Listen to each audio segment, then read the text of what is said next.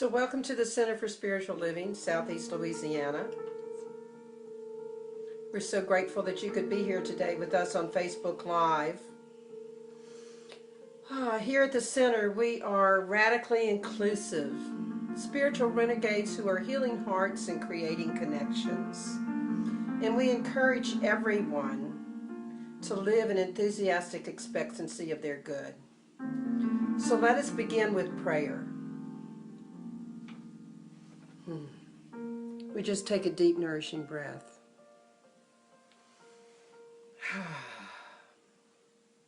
So what I know to be the truth is today we're talking about a world that works for everyone. We can connect with that divine presence that is right within us. The joy, the love, the freedom, the ease, the grace, the calm. No matter where we are, whether we're at stay at home or out, God is right where we are. And so what I know to be the truth today is that everyone that's watching this video, this Facebook Live, is connected even more deeply to their divine presence, knowing that love and that joy that is right within them. That there's something today in the meditation, the message, the reading that touches each of our hearts. So I am grateful. I'm grateful for this opportunity that technology provides us, that we can come into your homes today and be with you. And I am grateful to know that the divine has already called all of this good. So I just say amen. And we can affirm it together. And so it is. So we move into meditation. Taking a deep, nourishing breath. So I invite you to release any thoughts of the outside world. Moving into your heart. Becoming aware of your breathing. Awakening only to this present moment. Ernest Holmes, our founding father, told us this. Man does not exist for the purpose of making an impression upon his environment. It is not necessary, if we should pass on tonight, that anyone should remember that we have ever lived. All that means anything while we live is that we live. And wherever we go from here, we shall keep on living. So as you continue to breathe, allowing yourself to imagine that idea, all that means anything is that while we live, we live. So we stop for a moment and consider how we lived this past week. Were we living most of our days in what we wanted or in what we didn't want? Imagine the story you told yourself this past week about your friends, about being stuck at home, about the government, about the virus. Did you embrace that divine presence within you? Did you live knowing that you and the divine can do anything? How might you live this coming week fully and completely, no matter what your environmental restrictions might be? How might you partner with the divine to live joyfully and peacefully? And seeing this time of slowing down, of staying at home, as a blessing in disguise. So in the silence, with just the music in the background, reflect on the words. All that means anything is that while we live, we live.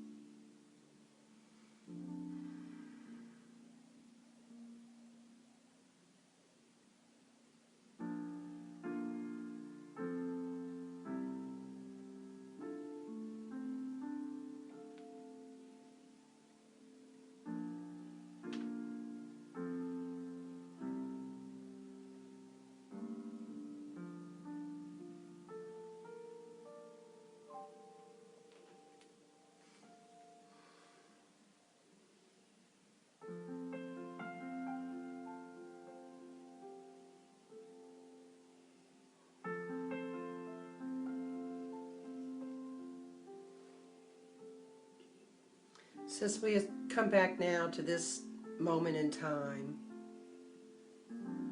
just notice, how are you living? Notice how you felt as you accepted that the divine presence is right within you and that you can partner with that presence and do anything. I invite you to this week, allow that presence to pour into you throughout each and every day, to know your health, your prosperity, to know that love, that joy, that peace, that calm that's possible for each one of us.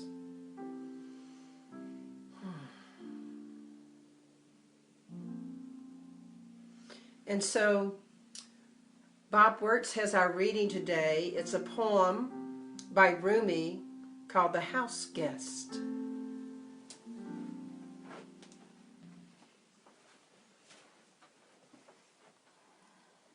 Good morning, everyone. This being human is a guest house. Every morning a new arrival, a joy, a depression, a meanness, some momentary awareness comes as an unexpected visitor. Welcome and entertain them all, even if they are a crowd of sorrows who violently sweep your house empty of its furniture. Still treat each guest honorably. He may be clearing you out for some new delight. The dark thought, the shame, the malice. Meet them at the door laughing and invite them in. Be grateful for whatever comes, because each has been sent as a guide from beyond. Be grateful for whatever comes, because each has been sent from a guide from beyond. Wow. So this week we're talking about a world that works for everyone. Last week we discussed all are one, and we looked at that inner knowing that we're all connected. In that sense of social distancing that is currently our norm, we can still be connected. And we're grateful for technologies like Zoom and Facebook Live in order to stay connected. But today I want to explore a world that works for everyone by starting with a world that works for you. So I have a question for you. What's the one choice that you might make today so that you know that all that means anything is that while you live, you live. So today is Palm Sunday, and for Christians across the world, it's a celebration of basically for the ministry of Jesus, that climax of the ministry. It's a sacred time for all religions, actually, throughout the world, and it has been for thousands of years, even before Jesus. But here in the Western world, we use this period right before Easter, this Holy Week, this time of moving up into that time, to really look at the perspective of Jesus' life as reported in the Bible. Now, one thing we know about the Bible is it is not history. It was written mostly by Middle Easterners who didn't even live at the time of Christ. Now, Paul and John, who lived at the time of Christ, do provide information within the Bible, but we look at the Bible not as fact, but as fables and symbols designed to have people recognize spiritual ideas. The Middle Easterners have this saying that says, maybe it happened, maybe it didn't. But the story is what counts.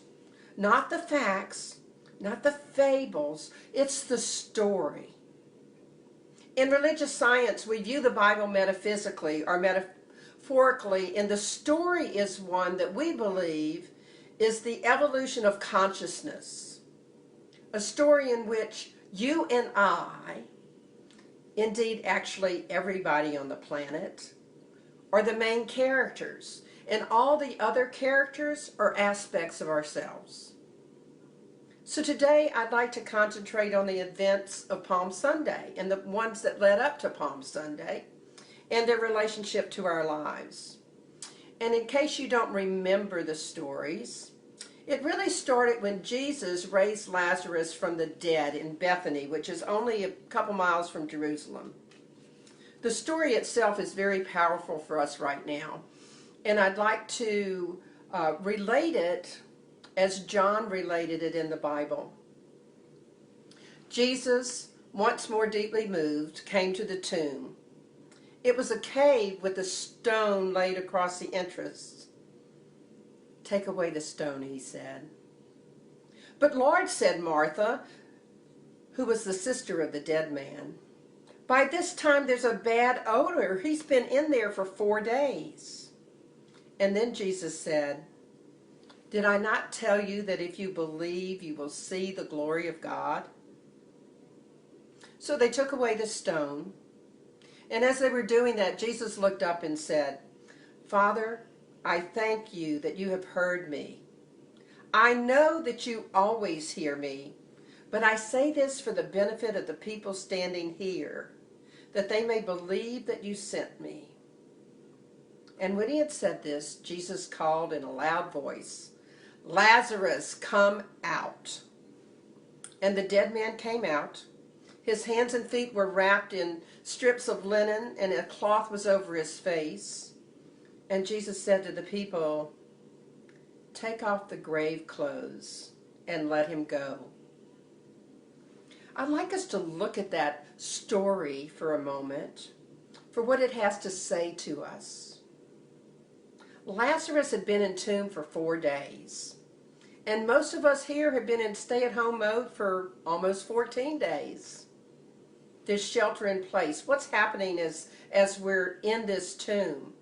By now, most of us have probably figured out that we can't hide behind the busyness of work or the busyness of things we have to do or places we have to run and go.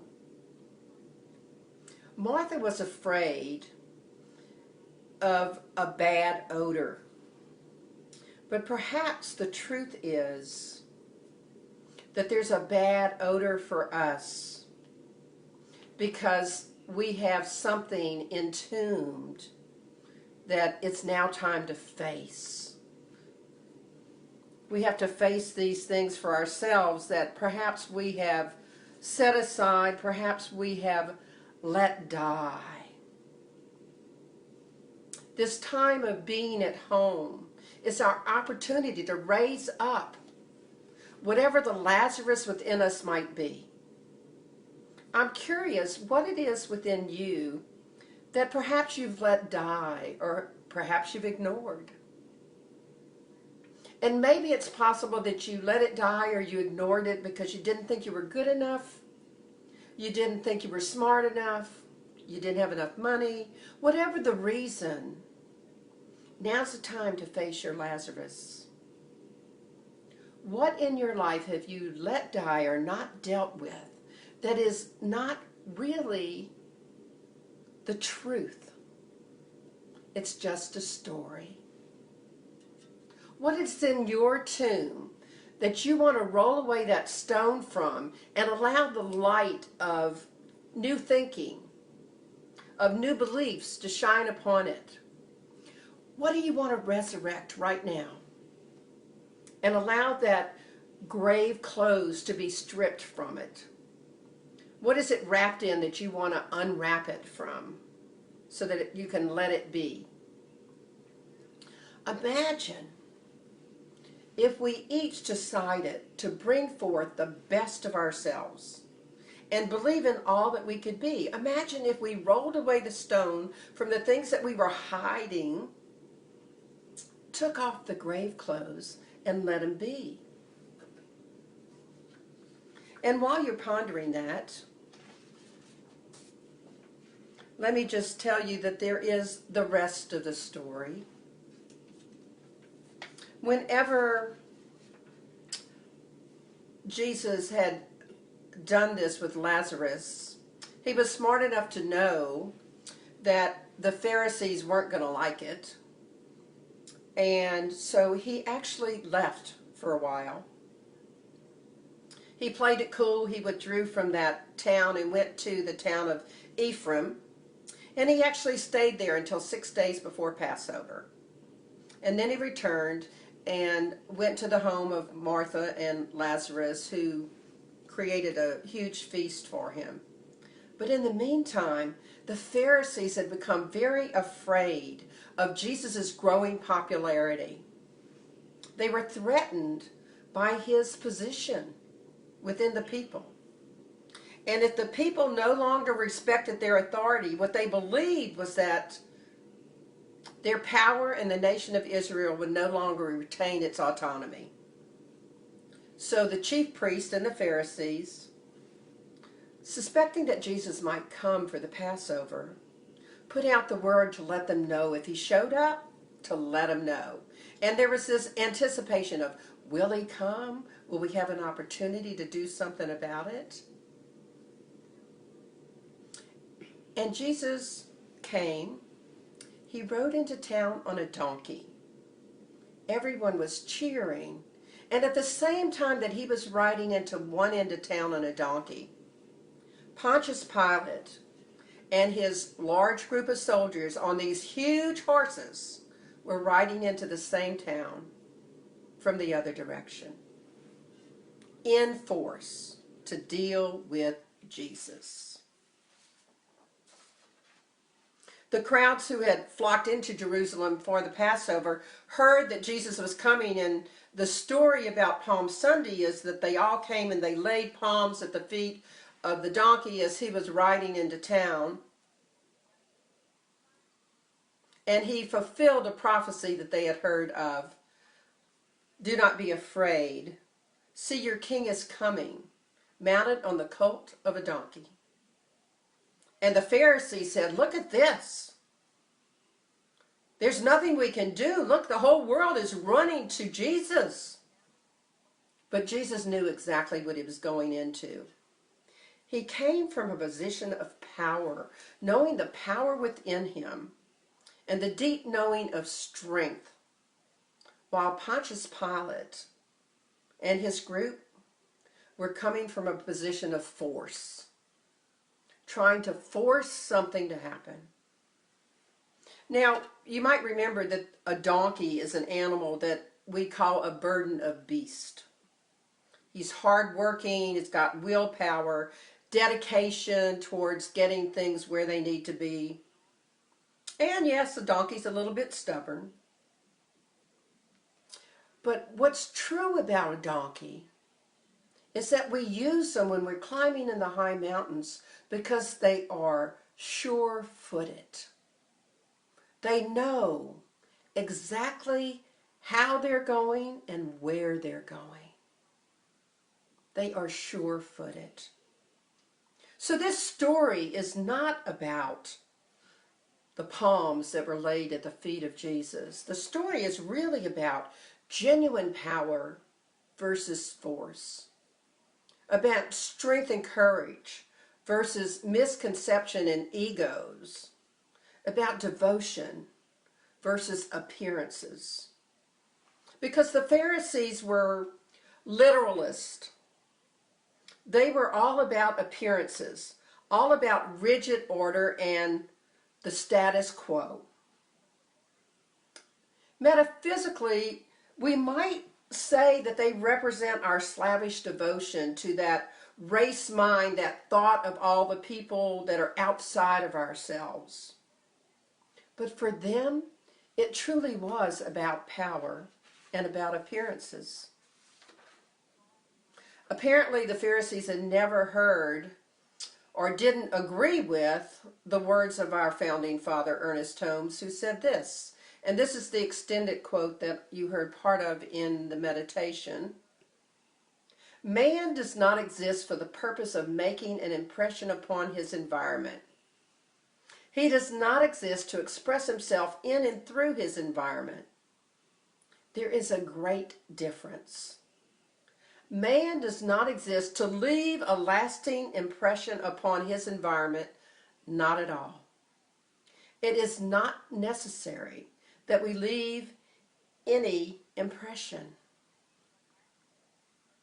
It is not necessary, if we should pass on tonight, that anyone should remember that we had ever lived. all that means anything is that while we live, and wherever we go from here, we shall keep on living. These are the words that Jesus lived by. He knew his fate. He wasn't naive. He also knew that that mob that was placing palms at his feet would be the same mob that was crying for him to be crucified. So I'm curious, in this stay-at-home time, is there something you're trying to force in your life? Or are you tapping in to that genuine power of the divine presence that is right within you? Because our story that we tell ourselves during this stay-at-home or any time in our life can be the story of heaven or hell. I know that I've told this story before, but I think it bears repeating right now. There was the story of the banquets. The banquet in heaven and the banquet in hell. And both banquet tables were filled with all the possible foods you could imagine. And if you opened the door to hell, all you heard was noise and complaining and criticism, because what happened was the people's hands could not bend, and they had these long forks, and the people in hell couldn't figure out how to feed themselves. So there's all these foods with their hands tied to these forks, and they can't eat. They're starving with a banquet right before them. Now, when you open the door to heaven, what you see is laughter and joy. Because what happened was the people were feeding those across the table from them with the long forks, and everyone is abundantly enjoying this feast. So we can create our heaven and hell. Jesus knew through the sequence of things that happened that there was a power within him, and that he could live from that power inside of him, and that he could do anything regardless of what the opposition was. He rode in on that sure-footed donkey, on that true fitting symbol of leadership. Remember, the donkey doesn't prance. It doesn't strut like those huge horses that the soldiers were riding in on. But it does know what it's doing and where it's going. Jesus was in full command. The power that each of us has to take command of our lives is huge. Jesus knew exactly what he was doing. He knew exactly where he was going. He wasn't a lamb being led to slaughter. He moved through the events of the week in full command of himself. We can do that. We can move through the events of our days, through our weeks, in this stay-at-home time, in full command of ourselves. We can get caught up in the negative thinking and allow that to run our day, or we can live a day where more than half the day we're living in a space of what we really want to be doing, of what we want to be thinking, of the things that bring joy into our lives. We can find ways to untune those things that we let die. During this Palm Sunday, John reports that Jesus said, "Walk while you have the light, or the dark will overtake you." He who walks in the dark does not know where he is going. While you still have the light, believe in the light. He wasn't talking to the ignorant people. He was talking to his disciples, those that he loved, those that he knew were following him. And he said during that week, "Great works that I do, even greater shall you do." He was talking to people like us. The story behind that is for us to embrace who we are, for us to know where we're going and what we're doing. Jesus taught that God is already an expression in us, that we're already making it. He didn't come to die for our sins. He came to show us the way. So roll away the stone of your entombed greatness while you have the light. Spend some time this week looking at what you have let die that needs to be resurrected. Something that you need to nourish, that you need to know absolutely it's possible. That you're good enough, you have whatever you need to make that dream come true. Now is the time for us to have a great congruence between what we say we believe and how we actually live. And we do that by knowing where we're going, by knowing that we want to shine light on those things that have left in the tomb, and we want to unwrap the grave clothes that we put around them and let them show up in our world. So, this week, create a message that shows everyone by example that genuine power is far superior to force. That strength and courage are superior to misconception and egos and doing it my way at the expense of everyone else. That devotion is superior to appearances. That knowing how to handle situations is superior to pretending to know how to handle situations. You've got it in you.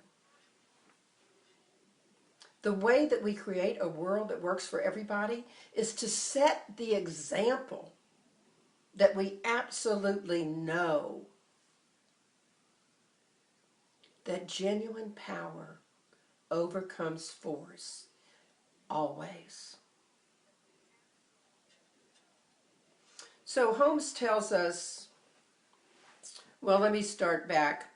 Jesus said, "Before they call, I will answer.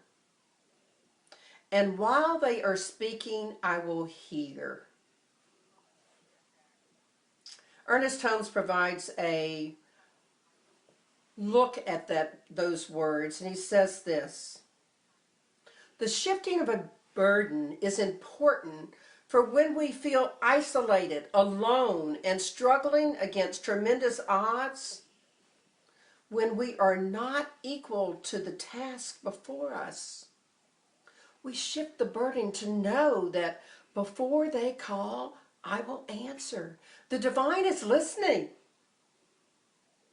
All we have to do is speak." He goes on to say that if we knew the burden was lifted, love, power, and speed come to our hands and feet. And joy floods the imagination with anticipation. Love, power, and speed come to our hands and feet. And joy floods the imagination with anticipation. So how do you shift your burden this week? Imagine a world in which the things that you've set aside as not doable, you have time to do them. Roll away the stones. Allow yourself to unwrap whatever it is you set aside to die. And if you're stuck in the thinking of things that you don't want, remember to take the 3 breaths. I'm going to remind you of this every week for a while. Breath 1 is, breathe in deeply. There is only one life. Let that settle. Breathe in again. That life is God.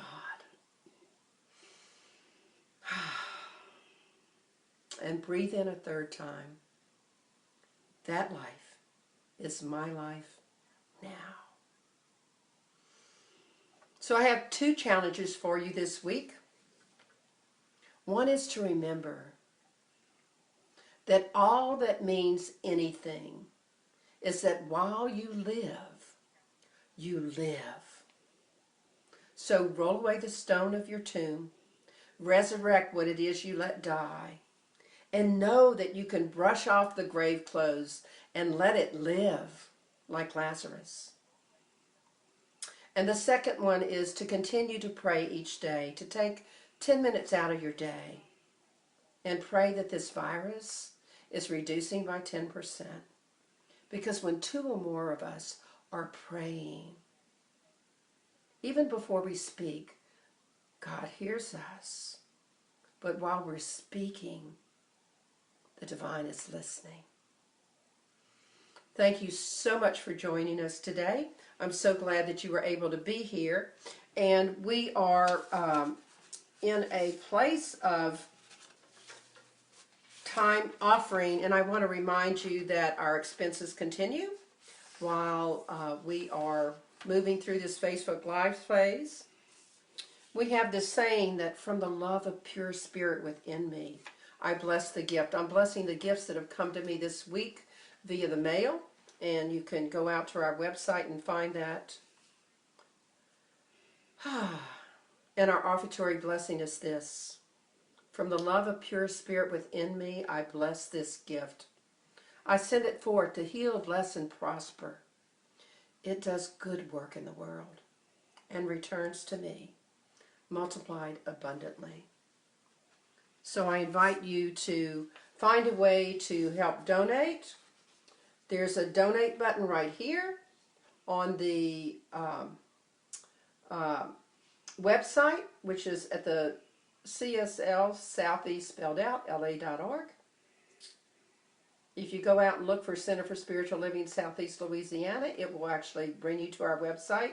And if you go to the donate page, you can donate either as a guest on PayPal, as a regular PayPal person, or there's a address where you can mail in a check. So we're knowing that that's going to happen and that you will be blessed by those gifts that you're sending. Thank you so much for that.